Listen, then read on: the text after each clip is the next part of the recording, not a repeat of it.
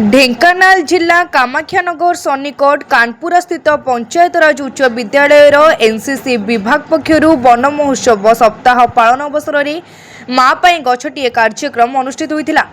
विद्यालय प्रधान शिक्षक श्रीराम राउत तत्वावधान में अनुष्ठित वृक्षरोपण कार्यक्रम में ढेंकानाल स्थित 12 ओडिशा बाटालियन एनसीसी कमांडिंग अधिकारी कर्नेल सीसी नाग मुख्य अतिथि रूपे जोग देथिले।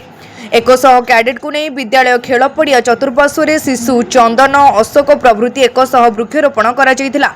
वर्तमान विश्व में अम्लजान अभाव और अंगारकाम्ल वृद्धि जनित संकट रक्षा पाइबा वृक्ष ही एकमात्र विकल्प अटे।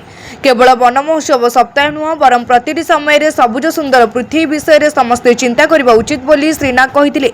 एही कार्यक्रम को एनसीसी फास्ट ऑफिसर दुर्बचरण सुंदराय परिचालना करथिले।